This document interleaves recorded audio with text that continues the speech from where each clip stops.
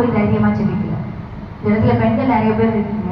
அந்த இடத்துல ஒரு ஆம்பளை போய் எல்கானாக்கு ஊழியம் செய்கிற தாகத்தை இருந்து அவனால செய்ய முடியல. அவனுக்கு அந்த வைராக்கியம் ஒண்ணு யாருக்கு இருந்தது? அந்த பெண்ணுக்கு இருந்தது. என்னன்னு, என் இடத்துல இருந்து தேவனுடைய ஊழியத்தை செய்ய ஒரு ஆண் பிள்ளைய வேணும். ஹல்லேலூயா, ஹல்லேலூயா. ஆண்டவர் உன் ஜெபத்தை கேட்கிறாருங்க. நீங்க நினைக்கிறீங்க இன்னைக்கு நீங்க ஜெபிக்கப்படுற ஜெபம் பதில் கொடுக்க முடியாம அப்படியே இருக்குன்னு. ஆண்டவரை மட்டும் குறைச்சி எடை போட்டுறாதீங்க. ஹல்லேலூயா, ஹல்லேலூயா. அவன் செய்யற காரியம் சாதாரணமா இருக்காது, அசாதாரணமா இருக்கும். ஹல்லேலூயா, ஹல்லேலூயா, ஹல்லேலூயா. இப்ப சொல்லுங்க, ஆண்டவர் எனக்கு எது அனுமதிச்சாலும் நன்மைக்கு சொல்லுங்க. வாயை திறந்து அறிக்கையில, ஆண்டவர் எனக்கு எது அனுமதிச்சாலும் அது நன்மைக்கு, அது நன்மைக்கு ஏதுவான காரியம் மட்டுமே. ஹல்லேலூயா. அது பார்ப்பவர்களின் கண்களுக்கு தீமையா காணப்பட்டாலும், நம்முடைய சூழ்நிலைகளை அமுக்குற விஷயமா காணப்பட்டாலும் அது எல்லாம் நன்மைக்கு. ஹல்லேலூயா, ஹல்லேலூயா. ஏன்னா அண்ணாளுக்கு ஒரு என்ன சொல்றது, ஒரு வைராக்கியமான ஒரு நம்பிக்கை இருந்தது. ஹல்லேலூயா. என்னை சிருஷ்டித்தவர் என்னை சபிக்கிறவர் அல்ல, என் சாபத்தை மாற்றுகிற தேவையை வழங்கில இருக்கிறாரு. அண்ணாளுக்கு ஒரு தைரியமான ஒரு விசுவாசமான ஒரு நம்பிக்கை இருந்தது. ஹல்லேலூயா, ஹல்லேலூயா. இந்த ஜனங்க எதை சொன்னாலும் எனக்கு அதை பத்தி கவலையே இல்லை, அண்ணால பொறுத்த வரைக்கும். ஏன்னா என்னை வழி நடத்துகிற யாவே எல்லாவற்றையும் எனக்காக செய்து முடிப்பார். ஹல்லேலூயா, ஹல்லேலூயா. என்னுடைய ஒரு ஜெபம், ஒரு ஆராதனை, அதாவது அண்ணாளோட அந்த ஜெபம் அண்ணாளுடைய வாழ்க்கையில் அந்த 16 தலைமுறைகளில் இருந்து காரியத்தை மாற்றினதுன்னா, உன்னோட ஒரு ஜெபம் ஆண்டவர் செய்வாரா செய்ய மாட்டாரா? எத்தனை பேர் விசுவாசமா ஜெபிக்க முடியும்? ஹல்லேலூயா. உன்னுடைய ஒரு பாடல் ஆண்டவருக்காக நீ பாடுற பாட்டு அதிசயங்களாய் மாறப்போகுது. ஹல்லேலூயா, ஹல்லேலூயா, ஹல்லேலூயா. நல்ல கவனிங்க. 16 தலைமுறைகள் சபிக்கப்பட்டிருந்தது.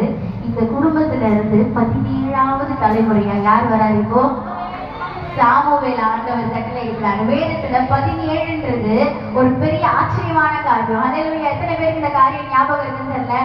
அதாவது தாவீது அபிஷேகம் பண்ணப்பட்ட போது அவருக்கு வயசு 17. ஹல்லேலூயா. யோசேப்புக்கு எகிப்துக்கு அனுப்பப்படும் போது அவருடைய வயசு 17.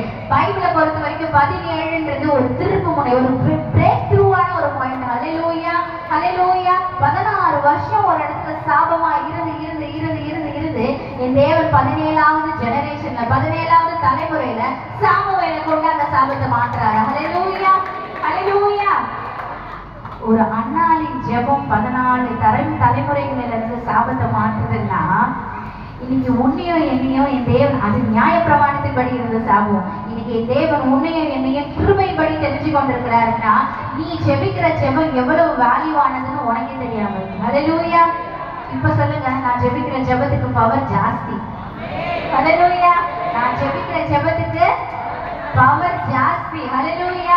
அது மனுஷனால நினைச்சு கூட பார்க்க முடியாது. ஹல்லேலூயா, ஹல்லேலூயா. எத்தனை பேருக்கு புரியுது? ஹல்லேலூயா. இன்னொரு 10 நிமிஷத்துக்கு நான் முடிச்சுடுவேன்.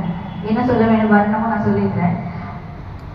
அண்ணால் ஜெபிக்கிறாங்க, ஒவ்வொரு நாளும் ஜெபிக்கிறாங்க, குழந்தை இல்லை. ஆனா அவங்களுக்கு தெரியும் எதனால குழந்தை இல்லைன்னு. ஹல்லேலூயா. எதனால நம்மளுக்கு குழந்தை இல்லை, எதனால நம்ம குடும்பத்தினால ஆசாரிய ஊழியம் செய்ய முடியல அப்படின்னு 14 தலைமுறை சாபத்தையும் மாற்ற என் தேவன் ஒருத்தரை கொண்டு வரார். ஒரு தீர்க்கதரிசியை கொண்டு வரார். சாதாரணமான ஒரு ஆண் பிள்ளை இல்லை, ஒரு தீர்க்கதரிசியை கொண்டு வரார். ஹல்லேலூயா. என்னாகவும் 27 1-3 வாசிங்க.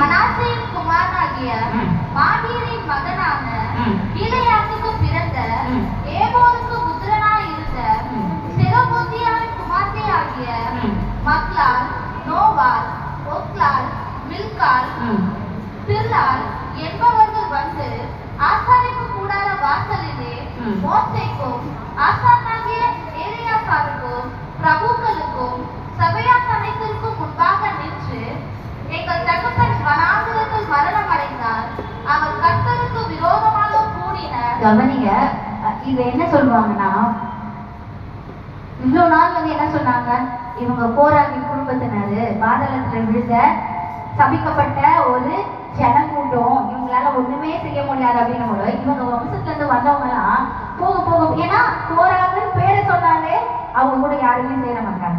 என்ன சொல்றாங்க, நான் தொடர்ந்து வாசிங்க. என் தகப்பன் வனாந்திரத்தில் மரணமடைந்தார். அவர் கர்த்தருக்கு விரோதமாக கூடின கோராகின் கூட்டத்தாரில் சேர்ந்தவர் அல்ல. நம்முடைய பாவத்தினாலே மரித்தார். அவருக்கு குமாரர் இல்லை. ஐயா, நீ என்ன சொல்றாங்க உங்களுக்கு புரியாது. டீட்டெயிலா வாசிச்சீங்கன்னா உங்களுக்கு புரியும். என்ன சொல்றாங்க, நாங்க என் தகப்பன் செத்து, அதாவது சாபத்தினால செத்து போயிட்டாங்க. அந்த குடும்பத்துல இருந்து வந்தவங்க நாங்க இல்லாதவரை நாங்க தனி, நம்ம ஜனத்துக்கிட்ட என்ன சொல்றாங்க, நாங்க தனியான ஒரு செட்டப்ல இருக்கோம். புரியுற மாதிரி தனியான ஒரு செட்டப்ல இருக்கு. எங்களுக்கும் அவங்களுக்கு சம்மந்தம் இல்லை. காரணம் என்ன, கோராகன் பேரை சொன்னாலே ஒரு ஆசீர்வாதம் இல்லாங்க. கோராகன் பேர் சொன்னா நீ மற்றவங்களோட உட்கார்ந்து சாப்பிட முடியாது. கோராகன் அந்த குடும்பத்துல இருந்து வந்தவங்க பேர் சொன்னா நீ பல சுப காரியங்கள்ல கலந்து கொள்ள முடியாது. உன்னால ஆலயத்துக்கு போக முடியாது. அல்லேலூயா. உன்னால மற்றவங்களோட உறவாட முடியாது, பேச முடியாது, எந்த ஒரு பொருளும் வாங்க முடியாது. அல்லேலூயா. இப்படி இருக்கும் போது அவங்களை தாங்களே தன்னை தானே அந்த குடும்பத்துல இருந்து வந்திருந்தாலும் எப்படி ஒதுக்கியே இல்லை, எங்களுக்கு அவங்களுக்கு சம்மந்தம் இல்லை, எங்களுக்கு அவங்களுக்கு சம்மந்தம் இல்லை அப்படின்னு சொல்றாங்க. நல்ல கவனிங்க, லேவி கோத்திரத்துல ஒரு கண்டிஷன் இருந்தது. லேவி கோத்திரத்துல நீ பாஸ்டரா ஆகணும்னா, நீ ஆசாரியனா ஆகணும்னா உனக்கு வயசு 30 இருக்கணும். அல்லேலூயா. அது ஒரு கட்டளை. அல்லேலூயா. ஏன்னா தொடர்ந்து நானும் பாஸ்டர் அப்படின்னு சொல்லிக்க முடியாது. உங்க வயசு என்னவா இருக்கணும், 30 இருக்கணும். அல்லேலூயா. என்ன 4:3 வாசிக்கல, கடைசி வைக்கணும். அதோட 10 நிமிஷம் முடிச்சிடுவேன். ஆமென், ஆமென், ஆமென். 30 வயது முதல், நல்லா கவனிங்க, எத்தனை வயசு, 30 வயது நல்லா இன்னொரு வாட்டி, எத்தனை வயசு, 30 வயது. பழைய ஏற்பாட்டின் படி ஒருத்தர் பாஸ்டர் ஆகணும்னா எத்தனை வயசு இருக்கணும், 30 வயசு இருக்கணும். அண்ணா சாமுவேல சர்ச்சுக்கு எத்தனை வயசுல கூட்டிட்டு வரா, எத்தனை வயசு, பால் மறந்த வயசு, 2 வயசுல எங்க கூட்டிட்டு வரா, சர்ச்சுக்கு கூட்டிட்டு வரா, தைரியமா கூட்டிட்டு வரா. எத்தனை வயசு அப்ப சாமுவேலுக்கு, தோராயமா ஒரு 2 வயசு இருக்கும். ஹல்லேலூயா, ஹல்லேலூயா. ஒரு அசிஸ்டன்ட் பாஸ்டர் உள்ள கூட்டிட்டு வரா சாரா, சாரி அண்ணா. ஹல்லேலூயா. யாரை கூட்டிட்டு வரா, ஒரு அசிஸ்டன்ட். லேவியின் முறையின்படி, நியாயப்பிரமாணத்தின்படி ஒருத்தர் சபைக்கு அசிஸ்டன்ட் பாஸ்டரோ இல்ல பாஸ்டரோ ஆகணும்னா அவங்க வயசு எத்தனை இருக்கணும், 30 இருக்கணும். ஆனா நம்ம தலைவருக்கு வயசு என்ன, 2 வயசுல முடிச்சுட்டாங்கன்னா தைரியமா உள்ள கூட்டிட்டு வர. நல்லா கவனிங்க, அவங்க கூட்டிட்டு வந்தா அது சாதாரணமான ஒரு ஓய்வு நாள் அது. அல்லேலூயா. சாதாரணமா நீ வந்தீங்கன்னா அது ஒண்ணுமே இல்லை. தேவன் சாதாரண காரியத்தை அசாதாரணமாய் மாற்றுவாங்க. அவ கூட்டிட்டு வந்த நாள் ஒரு பஸ்கா பண்டிகை. அல்லேலூயா. ஒரு பஸ்கா ஆசரிக்கப்படுகிற ஒரு நாள். அல்லேலூயா. நல்லா கவனிங்க, சாதாரணமா ஒரு ஓய்வு நாள்ல ஒரு 10 பேர் ஒரு 100 பேர் வராங்கன்னு வச்சுக்கோங்களேன். நம்ம சபையே எட்டுவாங்க. திருவத்தாண்டிக்கு எத்தனை பேர் வருவாங்க, நியூ இயர், கிறிஸ்துமஸ், தெரியாதவங்களாம் வருவாங்க. அல்லேலூயா, அல்லேலூயா. அந்த மாதிரி தான் அந்த இடத்துல பஸ்கா பண்டிகை அப்போ என்ன ஆகும்னா, நியாயாதிபதிகள், ஆசிரியர்கள், தீர்க்கதரிசிகள், வாலிபர்கள், மூப்பர்கள், சபையில பெரிய பெரிய தலைங்க, ஜனக்கூட்டத்தார் எல்லாரும் எங்க இருப்பாங்க, ஆசிரிப்பு கூடாரத்துக்கு முன்பாக இருப்பாங்க. இந்த இடத்துலதான் நம்ம சகோதரி யார் கொண்டு வராங்க, 2 வயசு சாமுவேல தைரியமா கூட்டிட்டு வராங்க. ஹல்லேலூயா, ஹல்லேலூயா. ஒரு ஊழியக்காரனை ஆசரிப்பு கூடாரத்துக்கு முன்பாக அழைத்து செல்கிறார். ஹல்லேலூயா, ஹல்லேலூயா. இந்த இடத்துல பரலோகம் உங்களை கனப்படுத்தி கொண்டிருக்கிறது. எத்தனை பேர் விசுவாசிக்கிறீங்க? ஹல்லேலூயா. அன்னைக்கு பரலோகம் அண்ணாவோட வாழ்க்கையில சாமுவேலை கொண்டு கனப்படுத்துச்சு. இன்னைக்கு உங்களோட வாழ்க்கையிலும் தேவன் கனப்படுத்த வல்லவராக இருக்கிறார். தேவனுடைய கிருபை உன் கூட நிற்கும் போது பிரமாணத்தால ஒண்ணுமே செய்ய முடியாது. ஹல்லேலூயா. நான் பிரமாணம்னு இப்ப சொல்றது மனுஷனுடைய வார்த்தைகளால உன்னால ஒண்ணுமே செய்ய முடியாது. ஹல்லேலூயா. மனுஷன் மூலியமா புறப்படுகிற ஒவ்வொரு காரியங்களையும் உங்களை ஒண்ணுமே செய்ய முடியாது. ஹல்லேலூயா. எத்தனை பேர் விசுவாசிக்கிறீங்க? ஹல்லேலூயா. நல்லா கவனிங்க, 2 வயசுல ஒரு அற்புதம் நடக்குது அந்த இடத்துல. ஹல்லேலூயா. நான் யோசிக்கிறேன், அந்த இடத்துல ஒருத்தர் பாஸ்டர் ஆகுறாருன்னா இன்னைக்கு பாஸ்டர் ஒயிட் அண்ட் ஒயிட் போட்டு வரணும், சபைக்கு பரிசுத்தமா வரணும். அந்த காலத்துல ஆசரிப்பு கூட இருந்தது. நீ ஒரு பாஸ்டர் ஆகணும்னா நீ ஒரு லேவி உடைய உடுத்திட்டு வந்தாதான் நீ உன்னால உள்ள வர முடியும். அப்போ இந்த 2 வயசு அசிஸ்டன்ட் பாஸ்டரை கூட்டிட்டு போகும்போது அவரோட உடை எப்படி இருந்திருக்கும்? ஒரு பாஸ்டரோட ட்ரெஸ் எல்லாம் போட்டு வந்திருப்பாங்க. அந்த அம்மா அதுக்கு முன்னாடி எங்க போயிருக்கோம்? தைக்கிறதுக்கு கண்டிப்பா ஒரு டெய்லர் கிட்ட போயிருக்கோம். அந்த டைம்ல டெய்லர் கிட்ட போயிருக்கும் போது, டெய்லரு எனக்கு லேவி ட்ரெஸ் வேணும். யாரு? அண்ணா கேட்டிருப்பாங்க, எனக்கு லேவி ட்ரெஸ் வேணும். யாரு? எல்கானாக்காமா. அவனாலதான் சபை உள்ள பிரவேசிக்க முடியாது, அவனாலதான் ஊழியமே செய்ய முடியாது. அவனுக்கு எதுக்கு லேவி ட்ரெஸ் கேட்கிறேன்? எனக்கு ஆசாரியனோட ட்ரெஸ் வேணும். சரி, என்ன அளவு? நிக்கிறாங்க, அது நிக்கிறாங்க, இவனுக்கு அளவு எடு. அப்ப அவனோட கேள்வி என்னவா இருக்கும்? என்னம்மா, ஏதாவது ஃபேன்சி ட்ரெஸ் காம்படிஷனுக்கா, இல்ல ஏதாவது விசேஷத்துக்கா? உனக்கு இன்னைக்கு தெரியாது, பஸ்தா பண்டிகை அன்னைக்கு தெரியும். ஹல்லேலூயா, ஹல்லேலூயா. அண்ணாவோட காரியங்கள் என்னவா இருந்தது? தேவன் எந்த குடும்பத்துல ஊழியம் செய்யவே முடியாதுன்னு சொல்லி இந்த உலகத்துல இருக்கிற ஜனங்கள் சொல்லிச்சோ, அதே ஜனங்க முன்னாடி அதே குடும்பத்துல இருந்து 14 தலைமுறையா இருந்த சாபத்தை உடைச்சி தேவன் 17வது தலைமுறையில ஏன் கர்ப்பம் அடைப்பட்ட இந்த அந்த கர்ப்பத்திலிருந்து தேவனுடைய ஆவியானவர் இந்த தீர்க்கதரிசியை தெரிந்து கொண்டிருக்கிறார். ஹல்லேலூயா, ஹல்லேலூயா, ஹல்லேலூயா. ஏனிக்கு அன்னைக்கு கர்ப்பம் தடப்பட்ட போது எந்த போதையில அவங்க அறிக்கையிட்டாலோ, அன்னைக்கு சாபத்தினால இருந்த போதையில அறிக்கையிட்டு ஜெபம் பண்ணா, இன்னைக்கு ஆண்டவர் அந்த சாபத்தை உடைச்சிட்டாருன்னு சொல்ற போதையில என்ன செய்யறா? 2 வயசு சாமுவேலை கூட்டிட்டு வந்து, இந்த ஆண்டவரை உன் கையில கொடுத்துட்டு. ஹல்லேலூயா, ஹல்லேலூயா. அப்பதான் இந்த பாடலை பாருனாங்க அண்ணா. 2 சாமுவேல் 2ஆம் அதிகாரத்துல வாசிங்க. எவ்வளவு ஒரு அருமையான பாடல். அந்த பாடல் அவங்க என்ன பாடுறாங்கன்னு பார்த்துட்டு நம்ம முடிக்கலாம். ஆமென், ஆமென், ஆமென். நல்லா கவனிங்க. அன்னைக்கு எனக்கு தெரிஞ்ச அண்ணா இந்த பாடல் பாடி இருக்கலாம். நீ கொம்பை உயர்த்தினீரே, என் தலையை உயர்த்தினீரே, வைக்கப்பட்டு போவதில்லை, ஒரு நாளும் வைக்கப்பட்டு போவதில்லை. எவ்வளவு ஒரு ஆச்சரியமான ஒரு காரியம். ஹல்லேலூயா. எத்தனை ஜனங்கள் அவங்களை அவமானப்படுத்தியிருப்பாங்க.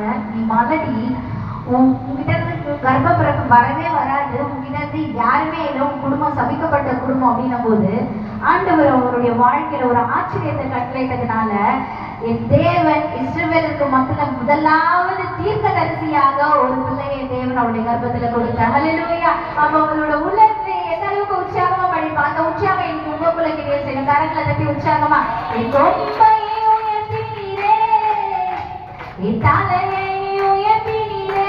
சத்தமா சொல்லுமா, என் கொம்பையை உயர்த்தினீரே, என் தலையை உயர்த்தினீரே. விசுவாசமா, வெட்கப்பட்டு போவதில்லை, ஒரு நாளும் வெட்கப்பட்டு போவதில்லை, வெட்கப்பட்டு போவதில்லை, ஒரு நாளும் வெட்கப்பட்டு போவதில்லை. நன்றி தகப்பனே, நன்றி ஏசையா, நன்றி தகப்பனே, நன்றி ஏசையா. வெட்கப்பட்டு போவதில்லை, ஒரு நாளும் வெட்கப்பட்டு போவதில்லை. நீ அறிக்கையிட ஆண்டவர் போராதாயம் செய்யப்படுறாரு. விசுவாசமா சொல்லுமா, போவதில்லை, வெட்கப்பட்டு போவதில்லை, ஒரு நாளும் வெட்கப்பட்டு போவதில்லை, வெட்கப்பட்டு போவதில்லை, ஒரு நாளும் வெட்கப்பட்டு போவதில்லை. ஹல்லேலூயா. பாட்டு வாசிங்க. அவங்க பாட்ட பாட்டு மட்டும் சீக்கிரமா வாசிங்க. என் பணிகர்கள் என் வாய் திறந்திருக்கிறது. ஆமென், உம்முடைய ரட்சிப்பினாலே சந்தோஷப்படுகிறேன். ஆமென், கர்த்தரை போல பரிசுத்தமுள்ளவர் இல்லை. ஆமென், உம்மை அல்லாமல் வேறு ஒருவரும் இல்லை. ஆமென், எங்கள் தேவனை போல ஒரு கன்மலையும் இல்லை. ஆமென். இனி மேட்டிமையான பேச்சை நல்லா கவனிங்க. நீ மேட்டுமையான பேச்சு பேசாதுங்க. நீ வந்து எனக்கு என் குடும்பத்தை பத்தி பேசுறதுக்கு உனக்கு இவெல்லாம் ஒரு ஆளா, நாங்க தான் தேவனா, அந்த மேட்டுமையான பேச்சுக்கு இனி என் வாழ்க்கையில இடமே இல்லைன்னு பாருங்க விசுவாசமா. அப்புறம் தொடர்ந்து அகந்தையான பேச்சு உங்கள் வாயிலிருந்து புறப்பட வேண்டாம். ஆமென், கர்த்தர் ஞானமுள்ள தேவன். ஆமென், அவர் செய்கைகள் ஆமென். பலவான்களின் வில் முறிந்தது. ஆமென். தள்ளாடினவர்களோ ஆமென். பயத்தினால் இடைக்கட்டப்பட்டார்கள். எஸ். திருப்தியாய் இருந்தவர்கள் ஆமென். அப்பத்துக்காக கூலி வேலை செய்கிறார்கள். ம். பசியாய் இருந்தவர்களோ ம். இனி பசியாய் இரார்கள். மலடியாய் இருந்தவர் ஆமென். 7 பெற்றார். ஆமென். அநேக கவனிங்க. பெற்றவளோ மலடியா இருந்தவன் 7 பெற்றா. அந்த 7க்கு சமமான ஒரு சிங்கக்குட்டி ஆண்டவர் எனக்கு கொடுத்தாரு. அந்த ஒரு சிங்கக்குட்டி 7. ஹalleluya, ஹalleluya. தொடர்ந்து வாசிங்க டக்குனு. கர்த்தர் கொல்லுகிறவரோ ஆமென். உயிர்ப்பிக்கிறவருமாய் இருக்கிறார். கர்த்தர் கொல்லுகிறவரும் உயிர்ப்பிக்கிறவருமாய் உயிர்ப்பிக்கிற. அன்னைக்கு கோராக கொன்னாங்க, இன்னைக்கு சாமுவேல